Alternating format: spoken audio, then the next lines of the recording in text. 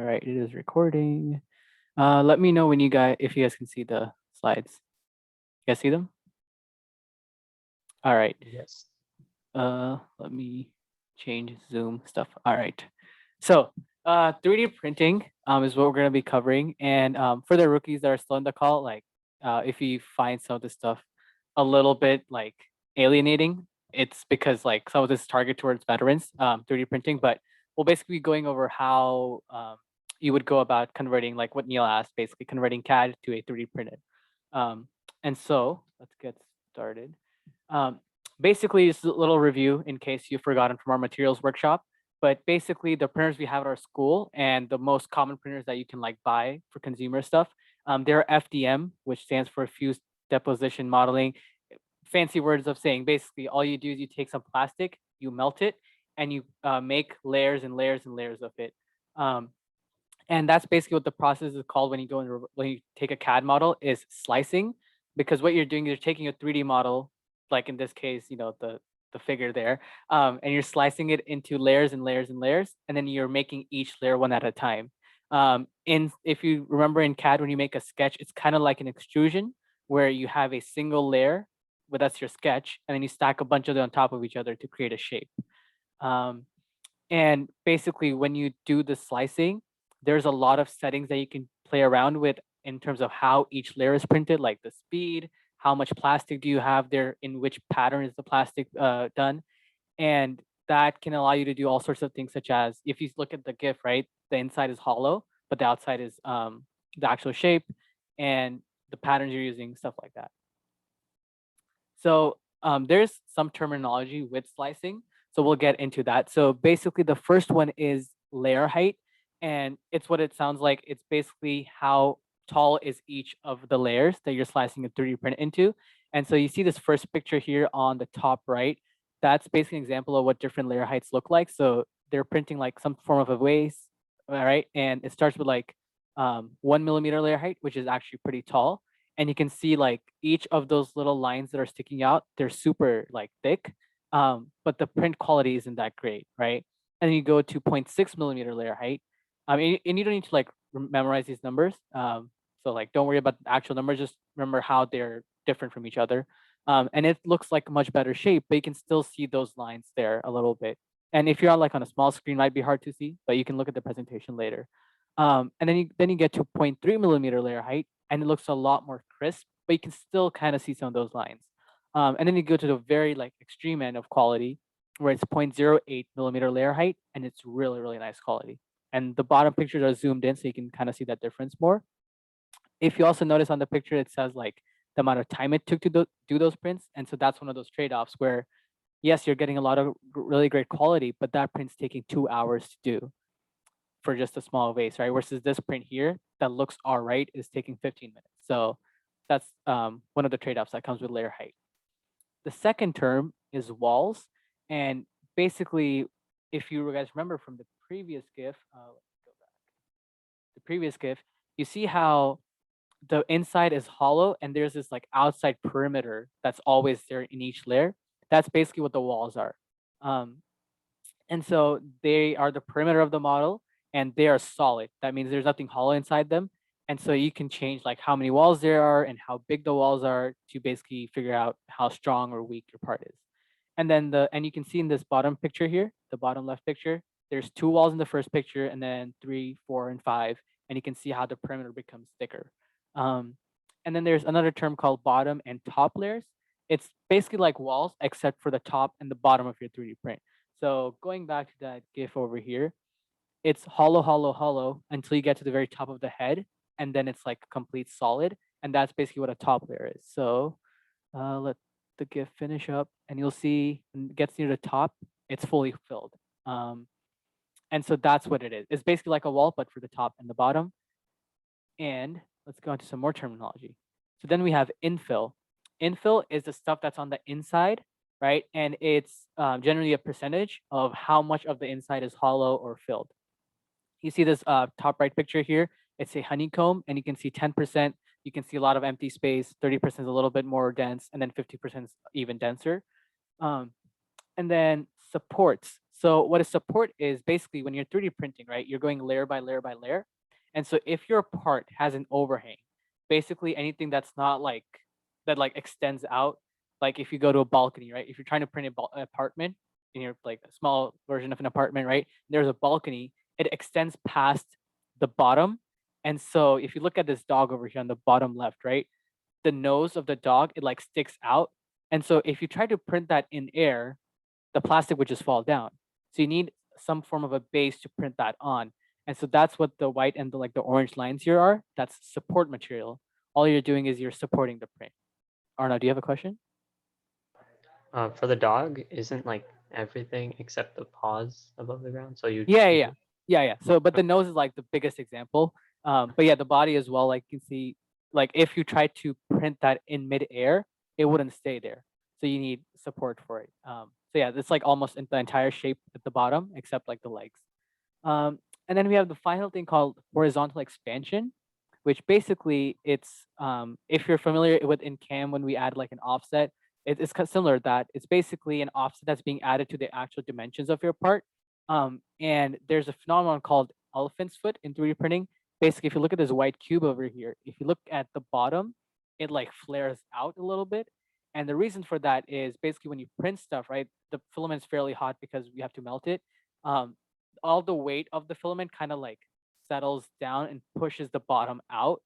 And that causes the bottom edge of your parts to be a little bit bigger than the actual dimension you want them to be. So what you can do is add a horizontal expansion constant. So like you can say for the bottom layers, make if my CAD says it's 3 inches wide, make it 2.9 inches wide. And so it'll try to pin 2.9 inches, but then because of this expansion that happens because of the heat and the weight, it'll actually become 3 inches in the end. So it'll work. That's basically what horizontal expansion is. All right. So now this is like a very important concept, especially in robotics, in terms of strength. Oh, Arnav, you have a question? Going back to the dog, Mm-hmm. I have a question about the tail. Do you need support there in between the tail? Yeah. So that's one of those things where you need a little bit of experience because basically with smaller overhangs, you can get away with them because if you like look basically like if you were trying to print this, right? The tail, it's like an arch almost, right? Where it goes vertical, vertical, vertical, and at the very middle is where there's like an overhang. And so in those kind of shapes, you can get away with it because it's so small and there's a whole bunch of support near it. But in like the belly of the dog, right? It's just like empty space there. And so you couldn't get away with that one. Okay. Yeah. All right, so going back to bed adhesion, layer adhesion, right? Basically, when you're 3D printing stuff, because you have all these layers, right? The strength of your part depends on how strong each of those layers bond to each other. Because remember, we printed one layer and it's cooled down, and then we're putting on another layer of plastic on top of it. So how strongly they're connected together determines how strong your part is. And so that's one of those things is where when you have a 3D print, it's super weak in its vertical direction when it was printed. So like some of the minibot people, right? You probably heard how gears were you were really it was really easy to break the gears. And the reason for that was the gears were like facing upwards. So if you tried to pull on the shaft of the gear, it would break. So like if I printed this pen like this, right? Like standing up, if I tried to pull along this pen, I'm pulling along the joints of each of my layers. And if those joints are weak, which they generally are, you can easily break it off. Um, and so that's why when you're designing parts in your CAD, right, try to make sure that if you were to print it, you would print it horizontally. So if I want my pen to be strong when I've tried to pull it apart, I want to print it horizontally because the horizontal is a single line of plastic. And that's a lot stronger than multiple lines of plastic being glued together almost, right? So that's where the strength lies. So if you look in this picture with the 3 screws, right, which one of them is strongest? If you remember screws, right, you tighten them, you pull them, they're trying to put two parts together. And so you're going to basically be pulling along the screw kind of like the pen. And so the horizontal orientation here would be the stronger one. If you try to do like the first picture, anytime you have any force on the screw, it would just break off. And then the other thing is bed adhesion. Basically, when you're printing stuff and it's on that, like the first layer of your print is on the print bed. And there's a thing called warping where basically the print doesn't actually stick to your bed and it lifts up like this left picture. And the way you basically make sure that doesn't happen is reducing the speed and just making sure you're being careful with the first layer and also using glue, which we'll cover if you come in person and actually 3D print stuff. Yes, Arnav? Could you repeat what you just said about the warping thing? Yeah, so like if you look in that picture, right, basically when you print the first layer, you're printing plastic on top of this bed, right, the print bed. And what can happen is if it doesn't stick well enough to that initial layer, it'll basically want to come up. So that's warping. And the reason for that is the filament likes to touch the hot, like the melted part of the plastic more than likes to touch the bed, and so it'll lift up. And so that's why when we're printing, we use glue to make sure it sticks down very well. All right, so this is just like kind of like a review of just trade-offs when it comes to slicing. So when you have layer height, you're balancing the resolution versus the speed. If you want another example, it's kind of like if you have a really high resolution monitor or TV, it has a lot of pixels, right? If you have a lot of layers, you're gonna get really high resolution. You're gonna get super good shapes that are gonna look super great, but they take forever because there's so many of the layers, right? Whereas higher layer heights, they'll print super quick, but they'll also look worse. Walls comes down to strength versus the weight you want in them. The more walls you have, basically the more outer perimeter you have, it'll be stronger, but it also weighs more and it'll take sometimes can take longer to print. And then infill is also strength versus the time. Generally, if you have a higher infill, like the inside is less hollow, it'll be a stronger print, it'll be higher quality, but it'll also take some more time to print. Yeah or no? You for if you have smaller layer heights, that means Mhm. you have more layers, right? The Yes, same thing. yes, because Does yeah. that make it weaker then in the vertical Well, direction? you mean in terms of layer adhesion? Yeah. Generally speaking, like layer adhesion is just weak. Like the vertical adhesion between layers, that's weak no matter what your layer height is. So even if you have like only 5 layers, the weak point is that joint, and so it doesn't matter if you have 5 or 10, it's still gonna break. Yeah. Okay. But that's correct. Is basically if you have a 3-inch tall piece, right? If you have only 10 layers, each layer will be bigger. If you have like 100 layers, each layer would be smaller. And then the final thing is print speed. That's another setting you can change, and it's pretty simple: speed versus quality. But the other thing to note about speed is that when you print faster, the print's trying to move around faster and faster, and sometimes that can cause problems. Like if you're printing a circle, it may not be fully circular. Like it'll be skewed to one side. And the other thing is sometimes your layers won't be attached to each other as well, and that can also cause problems. And so the slicing software that we use is called Ultimaker Cura, and you can download it if you don't already have it. But basically, it's one of like there's all these slicing softwares, but it's one of the best ones, and you'll see a lot of people using it. And you can slice it for all sorts of printers, not just like the Ultimaker company ones that we have at school. So like I have an Ender, for example, and it's like a really good consumer printer, and you can print stuff on it using Cura. And there's a lot of like troubleshooting stuff about it on YouTube and forums and tips and tricks. So if you get Cura, you can really use it really well. And so how do you go from CAD to Cura? You export files on Inventor. You have to export them as an STL file. And if you want to know how to do that, you just do file export CAD format, like STL. And the important thing to note here is that Cura uses millimeters and we CAD in inches.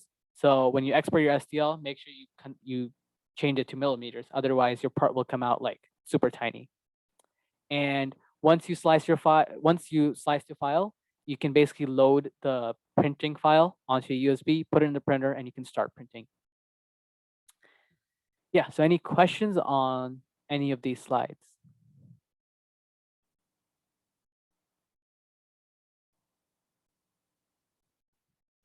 Yes, no? Okay, I will take that as a no. And now I will screen share my Cura, and we'll actually slice something. So where is Cura? Share. All right, do you guys see the Ultimaker Cura? All right, Yep. so right now it's set on the S5 printer. That's like the big printer we have in our school. And so this is basically what the interface looks like. When you first download it, it's like a light version, like light mode, but I have it on dark mode, so deal with that. So basically the first thing you do, so when you first get Cura, it'll be in this like, you won't have all these settings. Oh, there's a chat. Oh, okay, dark mode. Yes. All right, so you'll have some like default settings that Cura likes to give you. You can basically click here. Oh, here. So this is what it will give you, right? And these settings work well. It's just that they're generalized so that you could print all sorts of shapes using the same settings. And so they're not always the most optimized for whatever you're making. So that's where you can just do custom settings. And here, I have some settings open, but basically the way Cura works is if you click on this like gear icon over here, um, there are all of these settings that you can change. And there's like a ton of settings, right? And then some of these are like, it controls the exact acceleration of your print and stuff like that. So you don't need all of them. And so there's a select few that I have that I use commonly and I change. Um, but yeah, so you can like pick and choose which settings you want to be able to change or not change. And then if you want to start something here, you do is you go on the open icon here and you just pick an STL file. So I will pick actually the encoder mount for the mini bot because it also uses supports. So this is what my piece looks like, right? And what you can do is multiple things here. So you can click on it and the first option is you can move it around. So you can just drag it around or use these arrows to drag it in one axis. Here you can change like the exact location if you want to just use a number. So I can make it 0, 0, for example, right? And then there's a second option for scaling. And so this is like, you probably won't need to do this with your CAD, but if you like download STL files from online, like there's some like a dog or like a really cool online file, what you can do is scale it up or down to make it bigger or smaller. So you can just like drag this and it becomes this ginormous encoder mount, or you can reduce it, right? So both work. And then the other thing you can do is rotate it. So that's self-explanatory. You just rotate it around to wherever you need to. The other thing is, I don't want to print this like that, right? I want this face to be facing my bed because that's how I designed my part. So what I will do is you can click this third option and you just select the face you want to be on the build plate and it'll flip it over like that. So that's something you can also do. And the rotation here, I'll make it so that it looks like that. And there are some other options here as well, but I generally don't need to use them. So, but you can like search them up and see where else you can use those. The other thing you can do is you can right click your model and you can center it. For example, you can multiply it. And so this is how, if you want to print like 10 of something, right? You just multiply selected model. And let's say you want to do 3 more, hit OK, and it'll place 3 more of that part. And so that's really useful when you're trying to print multiple things. Let's see. And then you can also select all models, just clear the build plate, for example, reset, reload the models in case you go back and change something in CAD. You can reload them, stuff like that. Yes, Arnav? Two questions. So one, Mhm. if you duplicate it, then is it like, can you do a rectangular pattern, or is it just like you got to individually place all of them? So that's something I'm not sure if there's like a secret setting that allows you to do that, but as far as I know, there's no like way to pattern it nicely automatically. When you do multiply and you do okay, it just arranges them in like the closest possible nest so that the printer doesn't have to move around like 10 different places to print your 4 parts. But they're not oriented, in the nicest way ever. You can also do like arrange all models and it'll switch around with it. But if you want to do something like a rectangular pattern, you would just have to use the numbers. So you just do like 0 here, the next one's 10, 20, stuff like that. Okay. And also, you said like you can update the files. So when you CAD it and you export it as an STL, if you make changes to the CAD, will that change the STL? Yeah, so the STL doesn't automatically update, but if you like, so if let's say you make a change in your CAD, you change the whole from 0.196 to 0.257, right? You then have to re-export it and basically in Windows replace the file. So you just do export, use the same exact file name, and it'll prompt you, hey, do you want to replace the file? Yes. And that's when you can reload over here. Okay, I see. Yeah. Okay, and then third question Hmm. is, if you have a multi-body part file or something Hmm. like that. So if, for example, you made like this encoder mount and made a rectangular pattern in Inventor, Hmm. and then you place that as an STL, would that work? Yeah, that would work. It would just print 10 of these. So like if in inventory you decided to make 10 of these, you could place that here and just print that STL. That also works. Okay. Basically, the STL is just a 3D file, and whatever's inside that 3D file, this thing can print it. So that's all there is. All right. So now let's get into some of our settings. So we'll start with our layer height. So this is like the resolution. So we'll start with something that's really big, right? So we'll do 0.3 millimeters and we'll do 0.3 here. Wall line count. So I'm gonna make like a really bad print now. So I'll make it one wall. We only want one perimeter. We only want one bottom layer and one top layer. And you see, it gives you these like the yellow box is like it's like a warning that hey, that looks kind of small or like too big. And then when it becomes red, it's like oh, it's not allowed. And then there's other settings here, but I don't need to get into them. And there's also horizontal expansion here. So for our school printers, it defaults to negative 0.2 millimeters so that it comes out like the correct size. And then here we have infill density.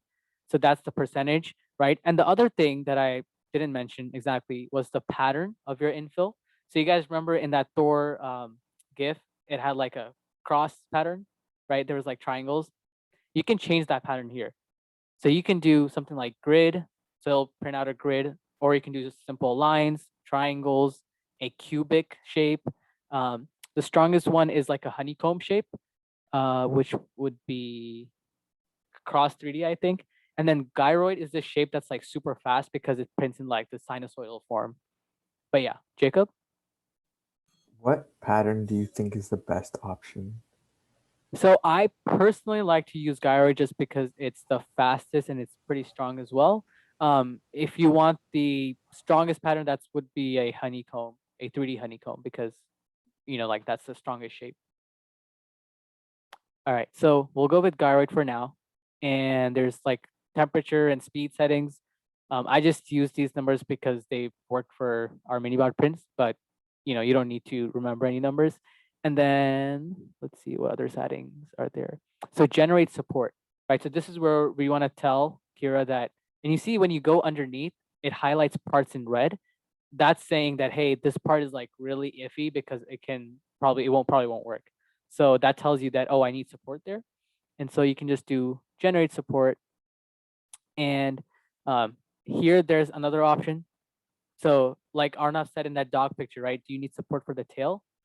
If you did everywhere, like I want to place my support everywhere, it would put a support underneath the tail as well. But if you do only touching build plate, all the supports will only touch the bottom build area. And then support density is basically how strong your supports are. Generally want to keep this number low so that your supports aren't like super strong and they don't take up too much plastic, so you can break them off easily. And some of this will make more sense when you actually print stuff. And yeah, that's about it. So let me slice this and you guys will see what it looks like. Yes, Arnav? For a screw, I know you told us that don't like print it vertically, but for example, like for the threads, right? Because there's like overhang for each one, like would you need support, or is that again like the tail example? So if you actually wanted to print a screw, you would probably need support because the head of the screw is bigger than the actual like body, right? So if you print it horizontally, you would need support. But the problem is for a screw, the threads are really like, it's a really fine detail. So unless you go really small layer heights and like a really big screw, it's hard to capture all that detail of each thread. So yeah, it's difficult to print a screw unless it's like really big size. Like a 832nd would be difficult to print, but yeah, you can print it with supports. Okay. All right, so what we can do is click preview and you can see how it would actually print each layer. So you guys see this yellow stack over here? That's my support. That's gonna hold up my print, right? So it's not printing in the air. And you can see like, you can already see those lines around my encoder mount because they're so big, right? And what you can do is there's a slider over here on the right side and you can go down each layer. So you can see how each layer would be formed. So we'll start at the bottom, right? That's our bottom layer. And you can see because I did support density at like 18%, the supports are very like minimal. There's not a lot going on there. And so we go up, print, print, print, print. And you see this like cool wavy form over here. That's what gyroid looks like. And I can change it so that it would look like a different shape. So it goes up, up, up, and it'll print each of these lines. And this is where it comes over our support. And it goes up and up. And until we get to the very top. And it finishes there, right? So that's what this looks like. So we'll change some of our settings now. So we'll go to the lower end of the spectrum. Yes, Neil? So does the support like is the support like actually touching or connected to the piece? Yes, it is. Wait, so how do you like separate it after you print it? Yeah, so that's basically what the support density is. Because the support is like a really weak part in itself, you can basically break it off super easily without damaging your part. Okay.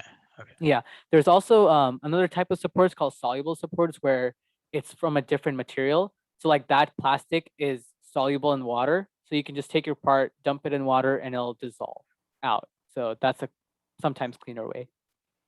All right. Yeah, Jacob. For a good part, like the layer height, what does like the layer height like vary depending on how strong you want your part, or like what layer height do you recommend to use?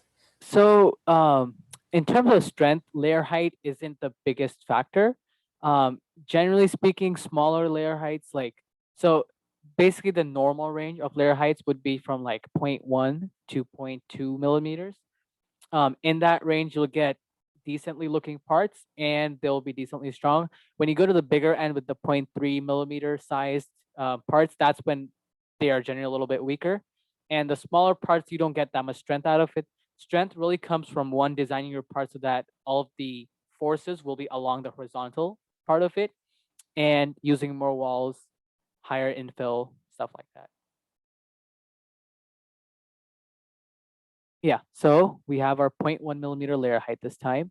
We'll bump up our walls to, let's say, 5. And what we can do is come in here and change the gyroid pattern to trihexagon. I don't know what that does, but we'll try it today. And then I can bump up infill density to, let's say, 50%. Scroll down, and we'll keep our support as it is. And so I will slice that. And you guys can see how this one's like 53 minutes, already taking a lot longer. But if you look here, right, the picture's a lot more crisp now, and you can see the lines are far smaller because of our smaller layer height, right? And it just looks a little bit nicer. And if you scroll down with the slider, you can see the infill. There's more of it because we did 50%.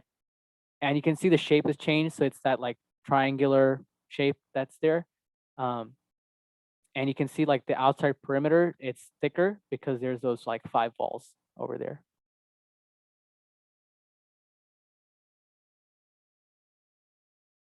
All right, so that is pretty much it for slicing, unless anyone has other questions. Yes, Pavik? How do you rotate your view around the 3D printer? Oh, so how do you rotate view? I guess I forgot controls, but basically it's a little bit different from Inventor. If you press your middle mouse button, you can pan around. If you press your right click button, you can drag around the view. You can rotate around it. And yeah, use the left click for moving your model and stuff. All right. Thanks. Yeah. And zooming is just the scroll wheel.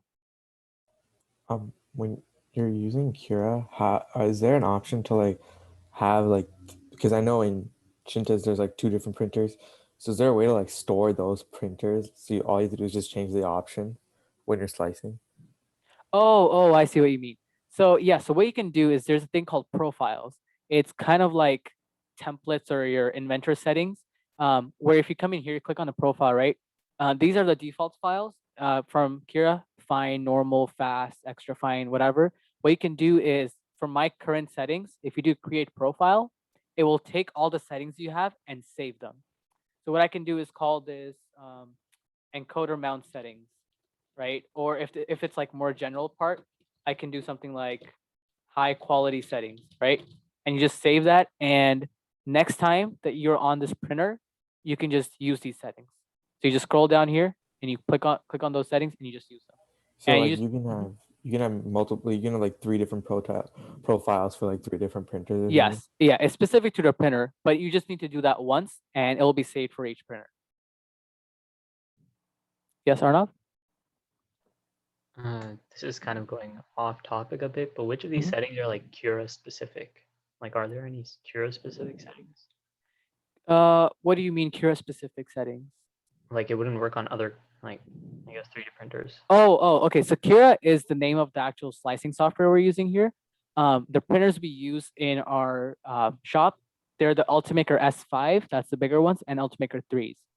And then there's the Ender 3 that I have, right? So what settings won't work? Most of these settings are universal. The ones I cover are all universal for all 3D printers. The settings that can't work, for example, are, I mentioned the support material could be the water-soluble filament, right? So what our school printers have actually is you can print at once with 2 different materials. So you can have like a red color and a yellow color, or you could have a red plastic that's super strong and a weak plastic. You can have a water-soluble support material. You can have normal plastic, right?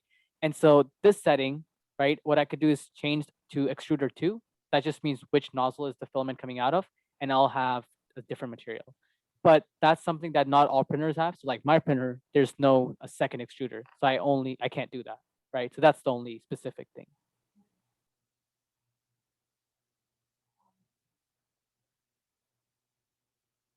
And generally, like if you hover over these, it'll tell you if it's like a very specific thing.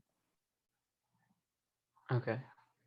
Also, do we have to change any of the settings for like the generic PLA at the top, like the 2 drop Okay. The material over here. Yeah. So these settings generally you don't need to change them unless you're using a different material. So PLA, polylactic acid, that's the most commonly used material because it's easy to use and it's decently strong. Some other materials like you can use are there's like tough PLA, which is a little bit stronger. It's less quality. And then there's like nylon you can use, which is actually what the Zoox gears are made out of, but they're a different process altogether. And there's also ABS plastic, which is what you use in like a lot of common household items and toys and stuff, but it's like hard to work with. But yeah, you could change it, but for the most part, you don't need to. Yeah. And Bavik? I was wondering, like, how do you decide your bed heat settings and nozzle temperature? Okay, so the temperatures, generally like the material you get, for example, PLA, there's a range that the manufacturer tells you should use. So for PLA, I think it's like 180 to 200 degrees Celsius or 210. And then some printers have limits. So like I think the Ender 3, for example, has a limit of 250 degrees Celsius or something like that.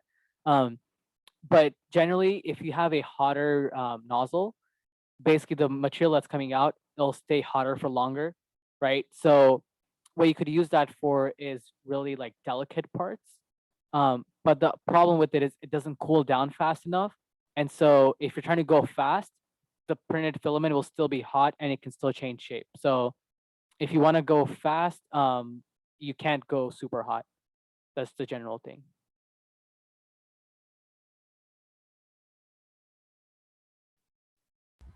Also, I have another question, like regarding the print speed. It's like for the CNC, you know how like the draw bit speed you decide on the Laguna itself, right? Yeah. Is it the same thing with like the 3D printer where you have to decide the print speed on the printer itself, or do you decide it directly here? You directly decide it here. Something that I'm not sure if I think our school printers can also do it, but like the Ender 3, for example, for sure can do it, is if you like, basically you can set a percentage. So let's say I start printing with these settings and I feel like it's super fast. What you could do is tell the printer on the spot that, hey, I want 50% of my original speeds.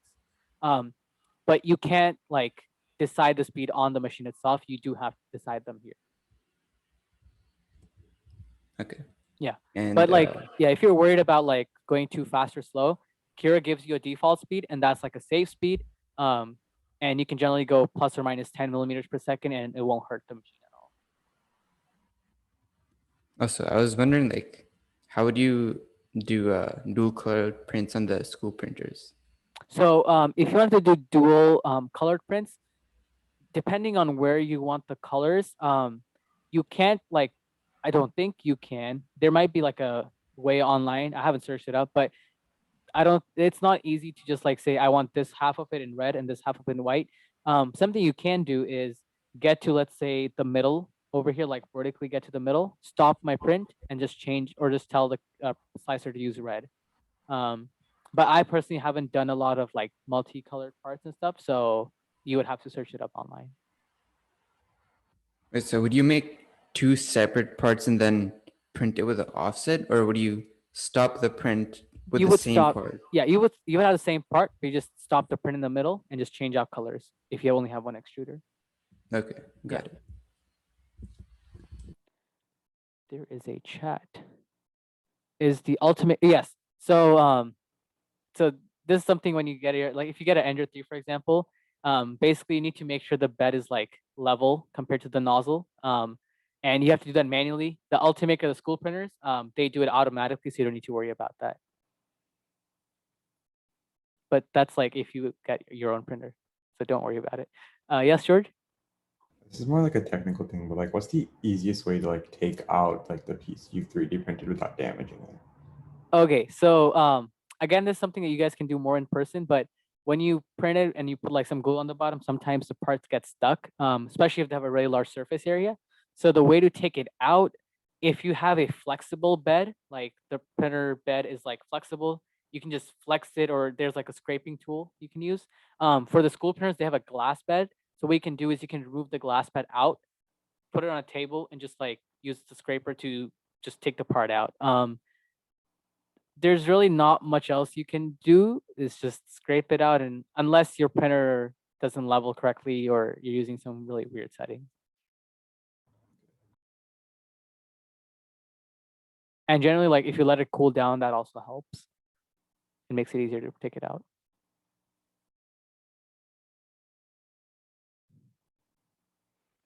Any other questions?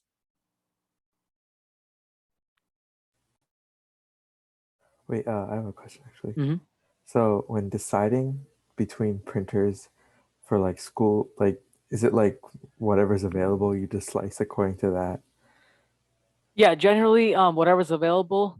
The thing is the S5s, because they're newer printers and just better technology, like they are a little bit easier to use. Like there's less chances of problems happening there. So and they're bigger as well in terms of their size, the amount of stuff they can print, and the size of the stuff they can print. So bigger parts, if you're in a rush, it'd be easy to use the S5. And yeah, they're a little bit more reliable, but the Ultimaker 3s are also good. And for smaller parts, you can use those as well. I think Mr. Shinta said the S5s print a tiny bit faster, but there's no like major difference other than just usability. And I also have a question. What would happen if you slice to the S5 and then use the small one? oh, you can't do that. Basically, when you put the USB in, there are different file formats. One's like a .ufp, one's a .g code. And so if you put it in, it'll be like, no, I can't take this file. So it just won't work. And then someone had a question on the chat. Is there a max infill before it starts to overheat? So basically on the printer itself, if you ever get a chance to see one, there's like a fan that cools down the printed filament.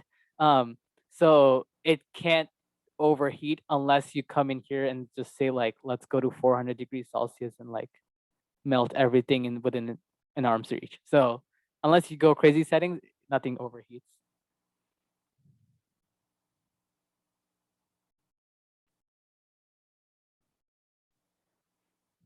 Another chat. Oh, okay. Does 100%. So yeah, that's another something like when you do 100% infill, I would generally advise against it because it doesn't really make that much of a difference. Like beyond 70% infill, you're getting marginal gains in terms of the strength. But the problem it can cause is, remember the elephant's foot thing, right? When the material just expands a little bit. When you have 100% infill, your entire block is solid. And if all of that plastic decides to like cool off and expand a little bit because it's cooling, it could basically result in your part being like a few millimeters or inches bigger than what it originally was. Which in some cases it's fine, but in some cases it can be bad because your screw doesn't go through or doesn't fit, stuff like that.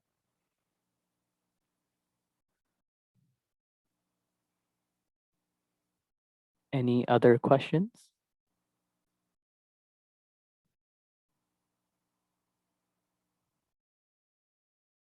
Más preguntas?